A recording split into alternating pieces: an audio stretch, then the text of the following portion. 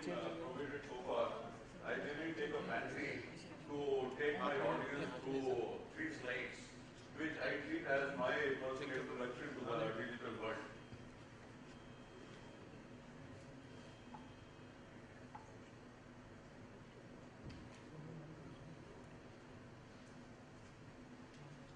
Correct. So this is the first slide. In Karnataka, we have created an ERP solution which has 1.5 million lines of coding. It has 12 modules, 517 screens and 422 reports. This is the software on which the whole of the Karnataka State Police works. It works from 930 police stations and a total of nearly 1,600 locations. Working fine for the last 5 years. This is just to give you an idea as to how I have been a part of this humongous IT structure, which was created literally out of nowhere. It did not even have a neat, detailed project report. The second one is the Karnataka State Police Wide Area Network is the only state, at least in the internal security arena, which has its own broadband wide area network. Running fine for the last 5-6 years, runs primarily our own resources who have been trained into MCSE and CCN and the like. And we have not been outsourcing to agencies. And thus we have not landed into a large number of other issues. So we have 44 locations, 1, 2 and 4 Mbps lease lines and 1425 locations on 512 kbps VPN over broadband. Finally reaching to an aggregation bandwidth of 155 Mbps. We own the only data center owned by any state police, and we run it on our own. We started with a single server to virtualization, and now we are about to enter into cloud computing. So broadly, this is the background which I have. I have been moving around in large number of postings in the last so many years. But my passion for technology has remained, and most of you have seen it over the last couple of years. And I keep associating myself with bringing about transformational changes in the government. So broadly, if you cut the whole, whatever is the fluff aside, I am a technology evangelist. This is my recent reel on whatever I will be speaking in the minutes to come. So broadly, it has become an area which is basically the replication or the synergy or the synthesis or the blend of the physical and the virtual world. And it is also a synthesis of human life itself. What we are discussing today has nothing to do, to best of my understanding, with digital world or cyber world or security and the like. It hits at your basic existence with regards to your life and liberty, your economic peace, your social peace, your growth, and how the next generation will live in the days to come. So we are in the initial stages of industrialization, when electricity came into existence, when printing press came into existence, the Enlightenment, the Reformation and the like. Let's not mistake it with technology. Technology has always been a mover. It has been an enabler at the maximum. Correct? Whether it's electricity, whether it is steam engine or whatever. Last year I was talking to a group of people at the Microsoft Extended Leadership Summit. There are 72 leaders from Microsoft and 18 from McKinsey. And I was rushing, as I do in most of my conferences. I wanted to create a definition of digital India. So this has been in vogue and everybody tries to understand as to what digital India is. And my definition of digital India is, and certainly it has a whole component of the Sarkari thought process also. Correct. Let it be as it is. Digital India is a transformational enablement of governance, citizen services and ease of business. Right or wrong? You go by that? Take a Sarkari viewpoint for the time being. I'll certainly take a private sector viewpoint as we move on to the next slides. Correct. ICT is the creation of a digital infrastructure, technological and human, competent enough to enable. Correct? So far? Correct? Enable dynamic and real-time decision making and service delivery. So it is dynamic, real-time decision making and service delivery. And working on what? Working on seamless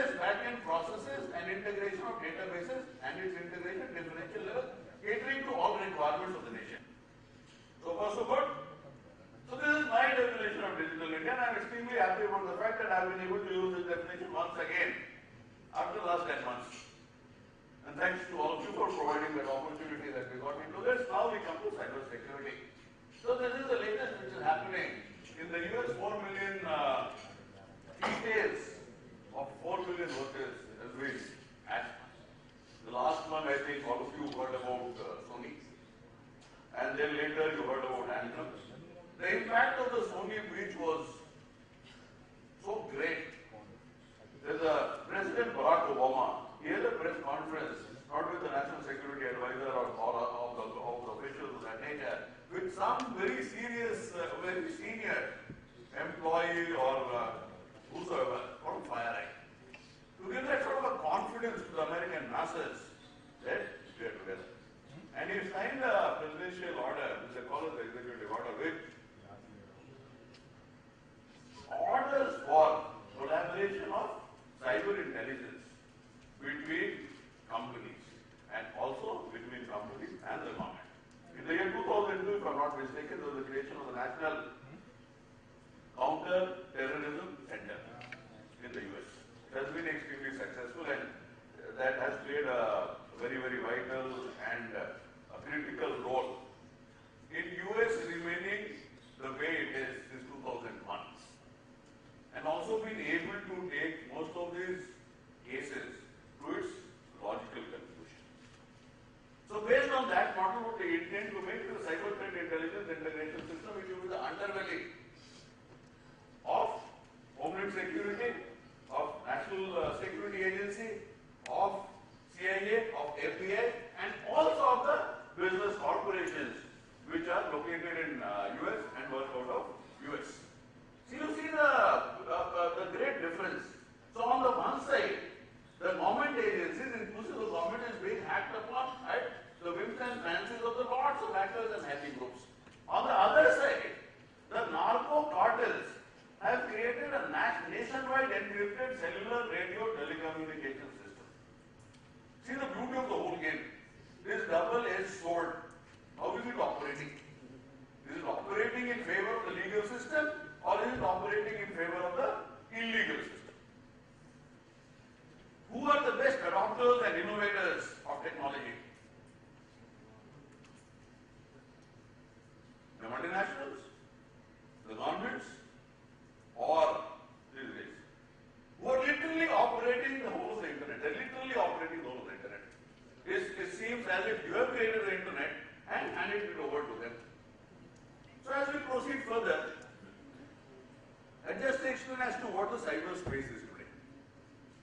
And without getting into the nitty-gritty of this definition, suffice to say that literally anything and everything which we lay our hands upon, interact with, think of, socialize, imagine, create, devise is a part of the cyberspace.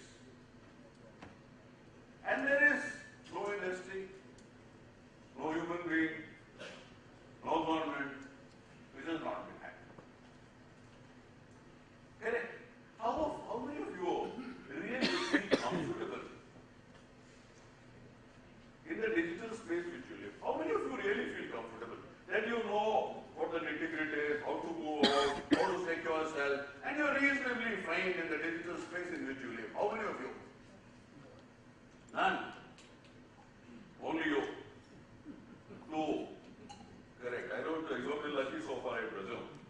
No, it's due to minimum usage. Minimum usage. So you're like the North Korea types. Correct. So we'll not use internet and we'll have a cyber army and we are the most digitally secure. Use to a limited extent and get the apps where you share everything.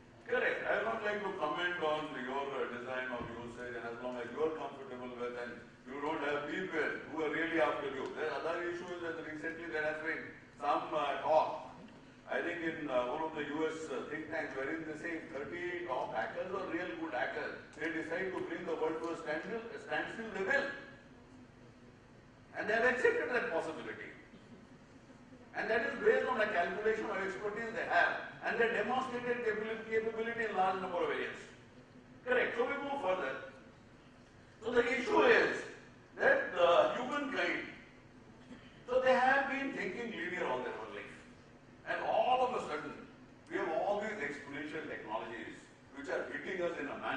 We cannot imagine. Correct. If the lily pool, if the 29th day, the half of the pool is full, and the 30th day, you realize that everything is full. Exponential technology is the way they are able to create companies of $1 billion worth in no time. Also have the same exponentiality of creating havoc in a manner which is unimaginable. For a robber to rob a guy of 1,000 rupees, the type of planning, the type of the vulnerability which he has, and finally when he lands up in a physical situation where he will end up with, nobody knows. But to hack and get details of 100 billion users of target or 110 billion users of target has been so simple and so easy. Correct. So these are the days of exponential crime. In the very same manner, it's the day of exponential technology. So as the technology moves, the crime also moves. And in a very short period of time, the crime starts moving faster than technology because we are slow adopters of technology. The criminals are much faster adopters of technology because, might be, that the benefits which they derive out of technology is much higher and they have more amount of time, they are not gainfully employed, whichever way you take it. So cyberspace has been growing over the period of time, and from 1975, 71 or so from the first trend, this is where we have reached.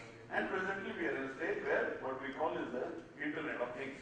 And the way things are moving, I think in another 10 years or so, we will have a trillion gadgets which will be connected to the Internet. And literally any object on the face of this earth will be talking to another object on the face of this earth. And for every single transaction or a non-transaction, there will be a digital trail, and it will create immense amount of data. The present NSA data center handles 13 exabytes of data, and they intend to make 3 more. And Google in all its operation handles only around 15 exabytes of data. So that is the data story, that is the big data story, that the data analytics story. What it finally creates at the end of the day is a very vulnerable global information grid. Now this global information grid is not my item, I have picked up from a book by Mark Goodman called Future Crime. So he gives a hypothetical sort of a situation where everything is connected to everything. So it is a global information grid. Now vulnerability of the global information grid emanates from the fact that we don't know who the owners are. We don't know who the traders are. We don't know who the users are. We don't know who is policing the internet. Can any of you tell me who is policing the internet? Nobody. Correct. So it's a free for all. The nation states, as of now, are, I don't think they've got a feel of where they are.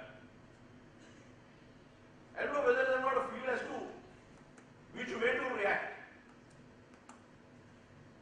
There are a large number of nation states where there are no laws actually in practicality which can withstand this thing.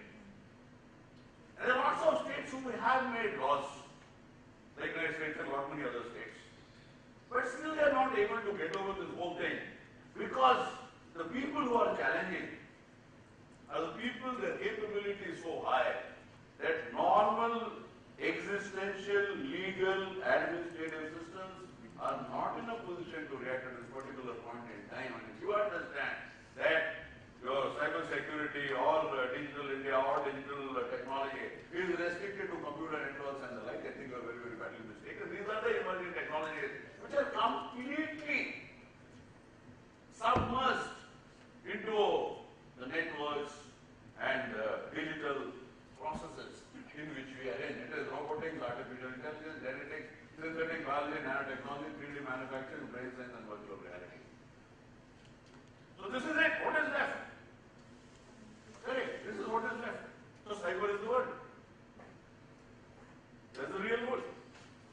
You can live without being in the physical world, but you can't live without the digital technology. Whether you are using the technology on a day-to-day basis or otherwise, a different story altogether. Even to run a Narega, even to run a Akshay Patra, even to run whatever for the poorest of the people. Our project management, our processes, they force us to get into digital technology. Absolutely no other way. Otherwise, you are out of the trade. You cease to exist. You are not ready to take any other system, any other process. And it happened in a manner that we didn't realize. 8-10 years passed, I think 2005-6 was a totally different story. But 2015 is a totally different story. We are in the midst of that whirlpool. It's a cesspool. We don't know what to do, how to move forward, how to come back. Correct. So from the pacemaker to the nuclear power plants, and from text documents to the hybrid cloud. So this is the cyber world. And there's nothing virtual about the cyber world. Either way, if you talk of the bits and bytes, you talk of your packets moving, you talk of the servers, you talk of processing, you talk of retrieval, there's nothing. You're not able to see how electricity goes in the very same manner, you're not able to see this. Faster, easier, more retrievable, huge amount of storage, better computation. That's all. Correct. And the way it's getting connected. I think most of the revolutions, most of the agitations, today it is getting connected to social media. It's not getting connected to physical media. And from there you take it to the other end of the spectrum. That is your organizations like ISIS. I think internet is the biggest thriving ground for these organizations, and they say that the internet is the biggest criminal university in the world. And most of these things like your Charlie Hebdo or your Sydney and all that has happened only because the way the internet has established itself, and also because of the way the nation states are not responding. There is no reality, there is no doing away with the reality that nation states are not responded, and all the stakeholders have tried themselves to keep away from the mess which they have already created. So from Arab Springs to WikiLeaks, is the story. What is the answer to this? It wasn't designed. So the application was designed without security. The network, routers, switches, they were designed without security. The data centers, servers, they were designed without security. Correct, the apps were designed without security. The whole training which was imparted and the resources which were given to the human beings which came into the system, there was no security. And we expect that from the criticals which came together and created the cyber world which were not designed for security, we believe and very hopeful that this digital world will have all the ingredients of security. And we will remain in heaven and nobody will trouble us ever. So this is our imagination, this is our fancy. I was talking to my son who is doing his BTech computer science, triple IT, other work. So I asked him, how many papers you have on software development? He says, one. Very nice. So that takes care of everything. Yeah, that takes care of everything. And anything on security is inbuilt into the system. You do. These guys, when they move out tomorrow, they are being given a package of 1.25 crores plus. Last year, there were 60 students from this country, only offshore posting of 1.25 crores plus. Anyway, so this is the level of capability and competence which we require to run the digital world, where in reality what is required is something unimaginable. And leave aside the technology part of it, the human element part of it, the mindset part of it, the legality part of it. So only 97% of the Fortune 500 companies have been hacked. What about the rest? Huh? What about the rest? They don't know that they have been hacked. Correct. So the average time, based on all sorts of research done so far, says that you need nearly 211 days to detect a breach. Now think of a situation wherein your house has been burgled today and you are able to detect after 8 to 7 months. What is the situation? And even a worse situation wherein the thief remains there. All he has left is small hanger-on, Ramu or Shyamu and all that, to keep passing all the information. So, okay, now after 3 days again they are going out. So come and burgle again. Beautiful situation. So this is very nice jargon we call it the backdoor, which in normal English we will call call script. So cyber security turns out to be the single biggest emerging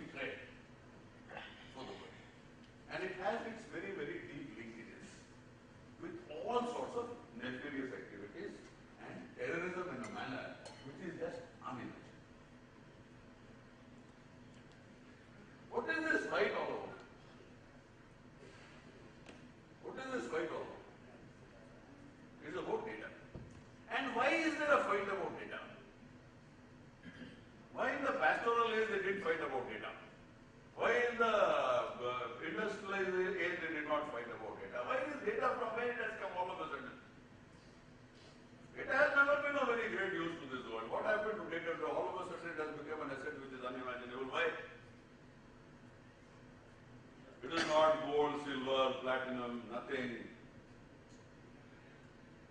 No Alexander issue, no territory, nothing. Why data has become so important? Huh? Data is information. So it may, what difference does it make? Get it with information.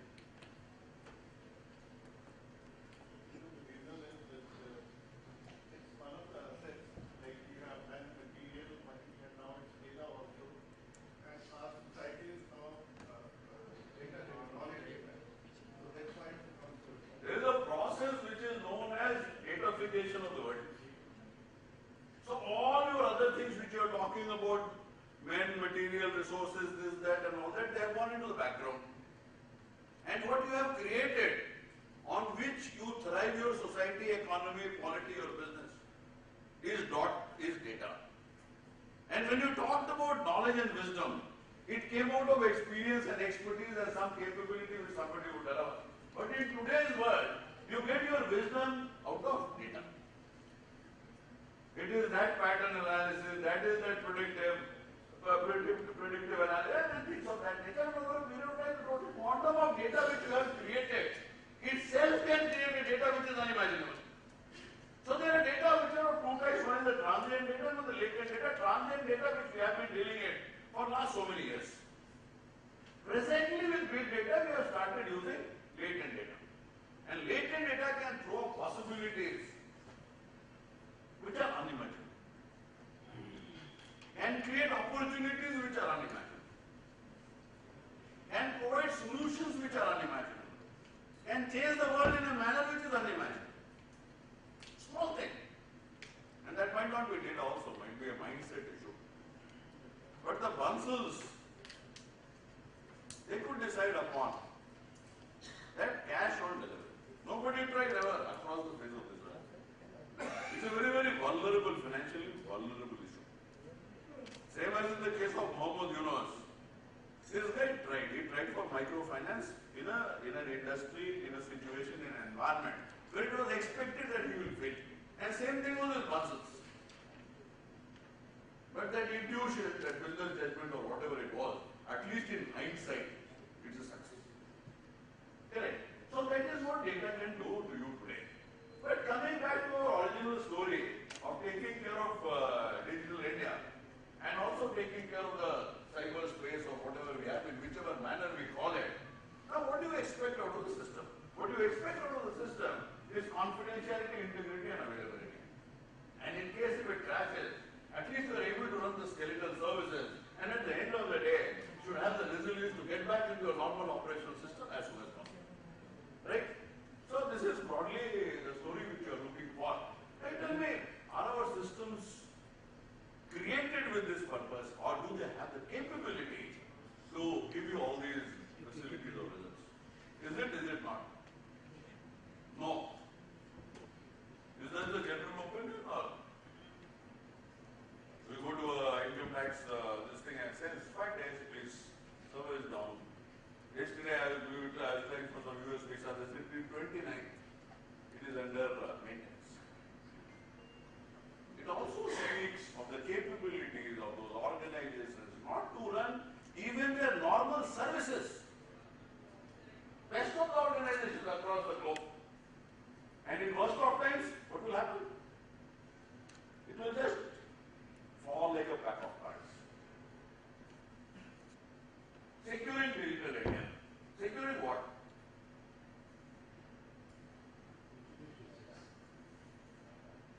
So securing data is fine. Whose data?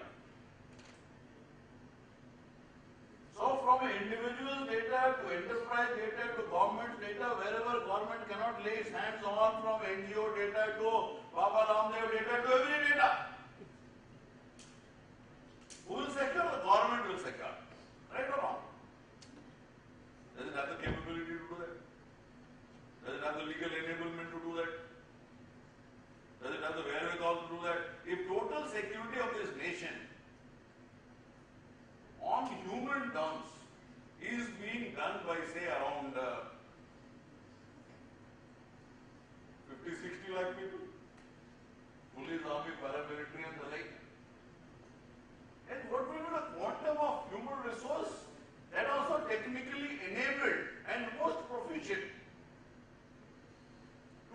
in this task? Correct. From whom? Your western border, you have only one enemy. Correct. Here, who is the enemy? Huh? Only the cyber criminals. Only the cyber criminals. Only all the cyber criminals.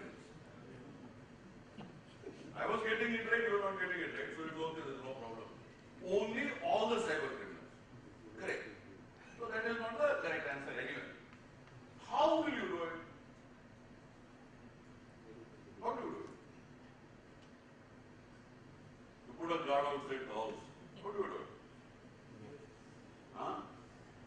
He is saying that his application is not fail-safe. Cisco is saying my network is not fail-safe. The router fellow says my thing is not safe. The cloud computing, it is ripped apart before it has been created.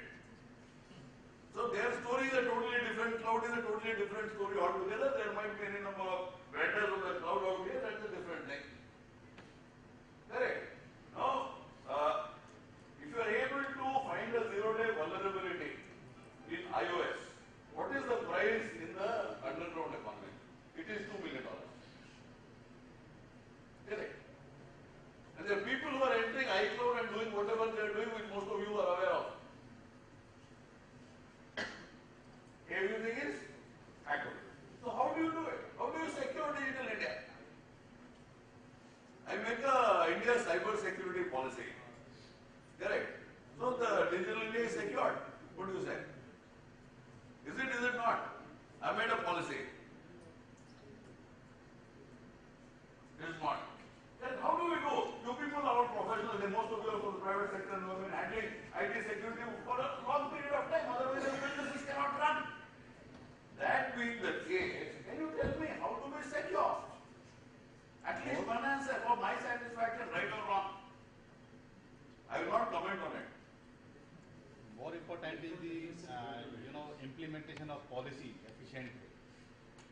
Framing the policy and making the. Sir, the efficient implementation of policy is only the standard. Those are only the certifications. Those are only the tangible, which has to go from top to bottom.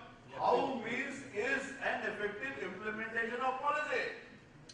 Correct. And I don't want an answer which is effective implementation of policy. I know that. I'm a bureaucrat. Correct. Anyway, I gave a disclaimer that I'll not comment and I did. That's a different story altogether. Nonetheless, we go further. I don't think we will be able to get any further answers. We started with intrusive attack, destructive and now destructive.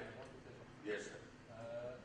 The government of India, zero problems. Majority of us are using support of projects. Yes. Like you are. Yes. But when you say, if a government will say that you government support, people are not using. Example is, I created 8,000 days for people working IT. IMD. IndiaTechnology. Yeah, IMD. 90% of mail addresses are defunct because they are not used. Now, 90% of mail addresses are defunct because it is not being used. now they are using all these servers driving, US also.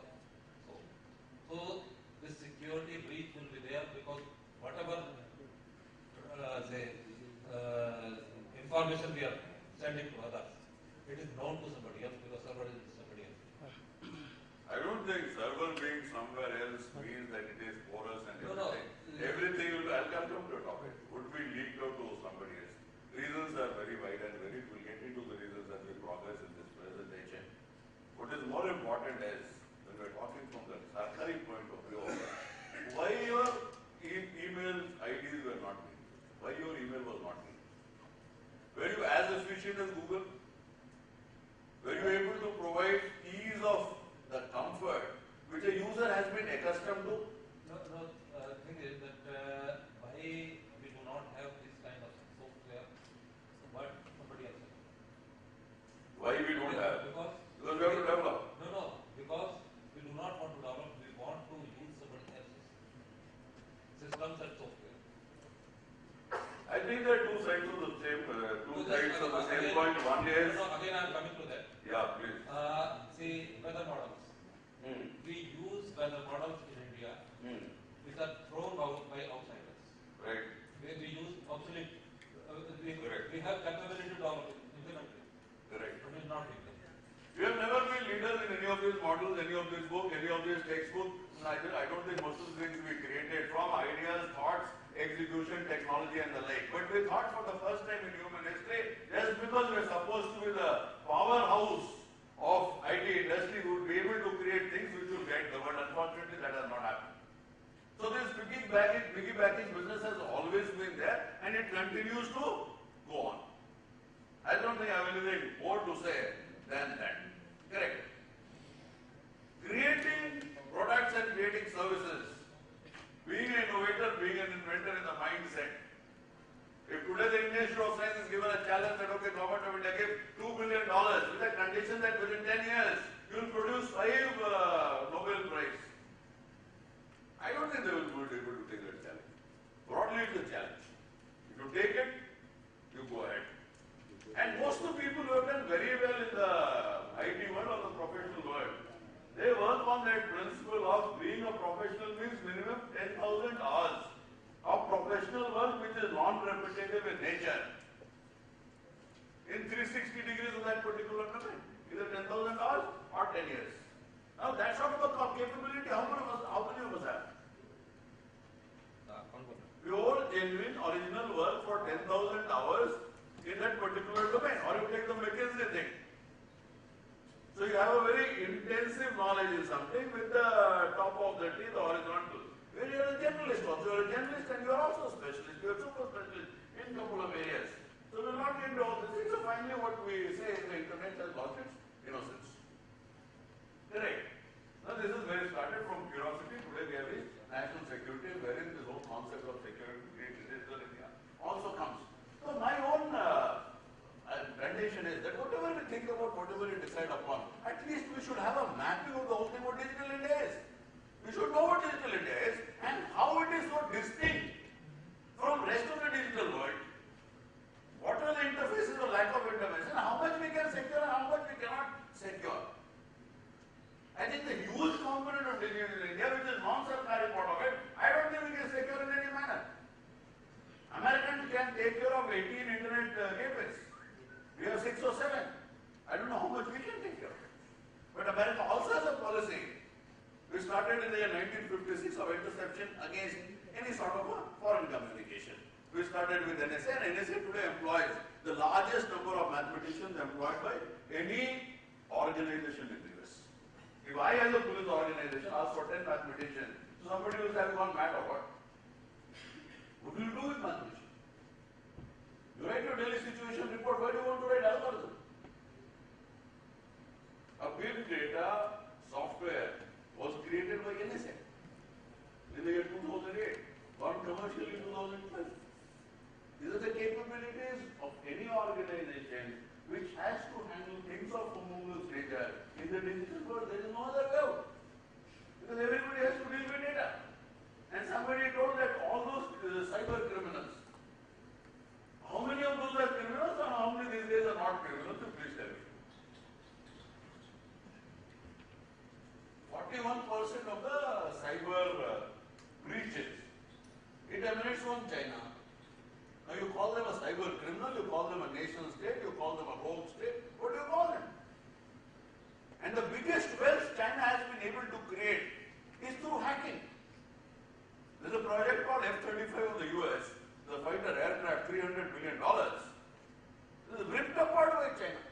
And loads of wealth of information, design, and all of the rest they have got. Right or wrong, it is for you to answer. Counter-terrorism, rogue state, cyber war, money laundering, underground economy, and the like. State actors, non-state actors, we keep talking about in case of India and Pakistan. Today, who is a state actor, who is a non-state actor, we don't know. Whether Google, Yahoo, and the likes, they are state actors or non-state actors, I don't know.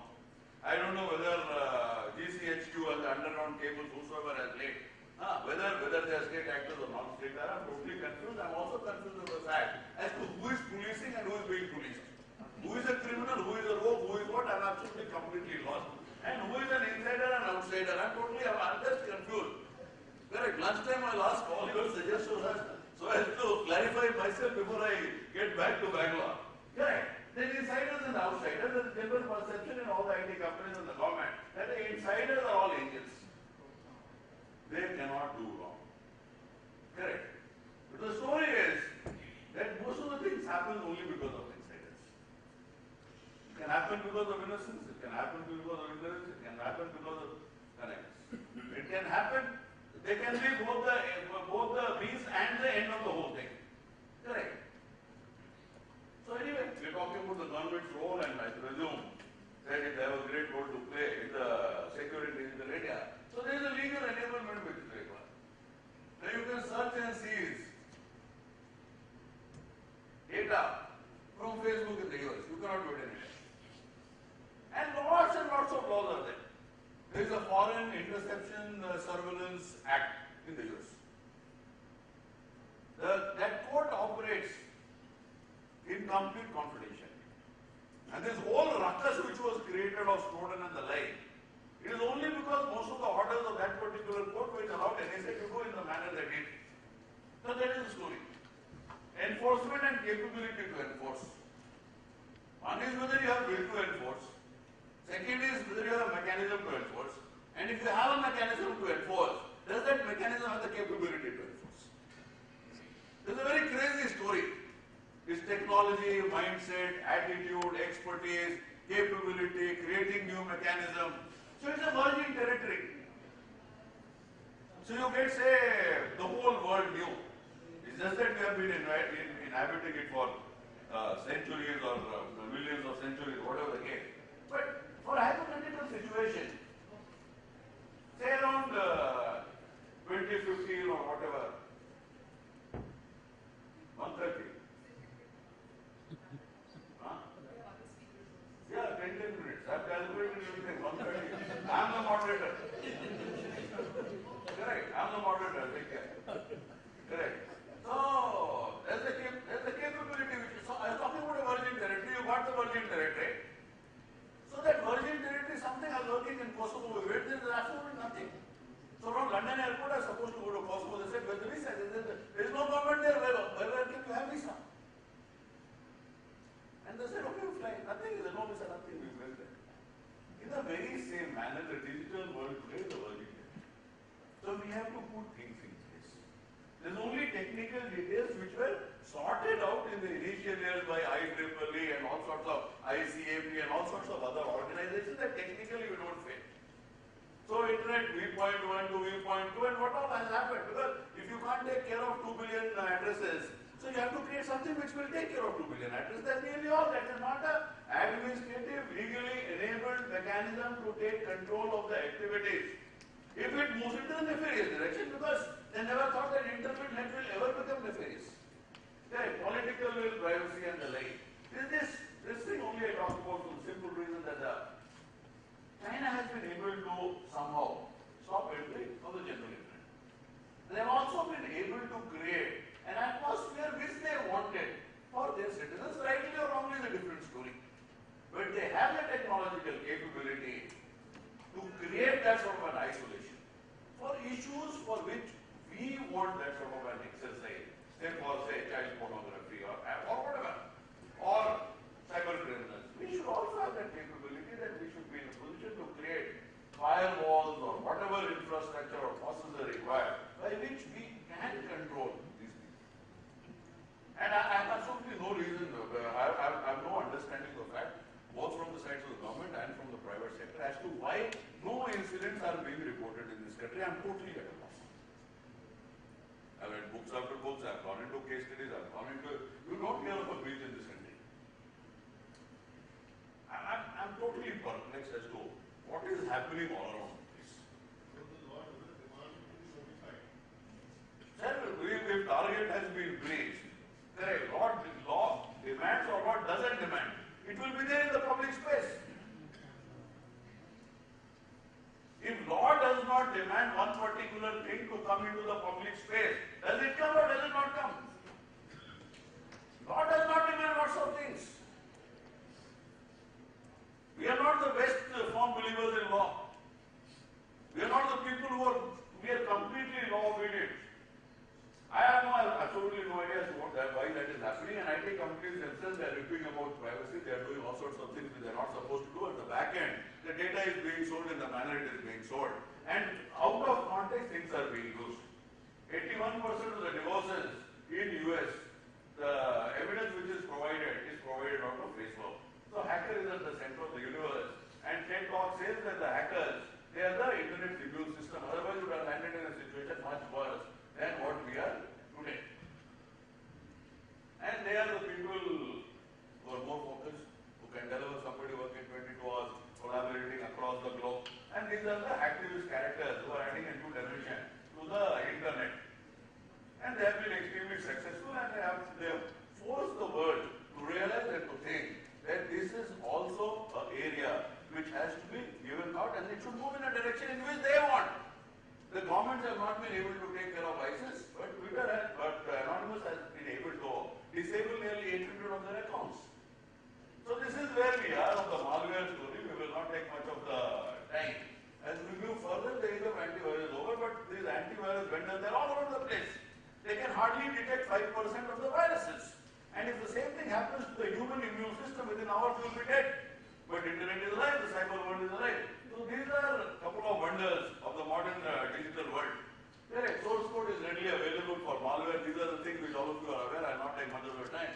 My fellow speakers have been waiting for quite some time. Stuxnet, the earlier speaker has talked about, and this is the best malware which has been produced so far. And literally it did away with the Natanz nuclear power plant. And this is a router system, the onion router, which is generally used for all of your underground activities. Most of the things, these things are created by the government and the defense establishment, and finally it is taken over by the underworld or whatever you call it. Zero day is at the heart of it all, and this is the prized possession of the hackers. This is the biggest arsenal which National Security Agency has. They have 2,000 zero-day vulnerabilities with them, which they will use in case of a cyber war. So that is the arsenal which they have. I will not get into this any further. That data exfiltration and enterprise breach are the two main issues. There are protective systems as per the Indian IT Act. Still, we have a long way to go. Cloud is the complexity of the cloud is this. Which cloud provider will finally give me a certificate saying that the cloud is secure? It is endless.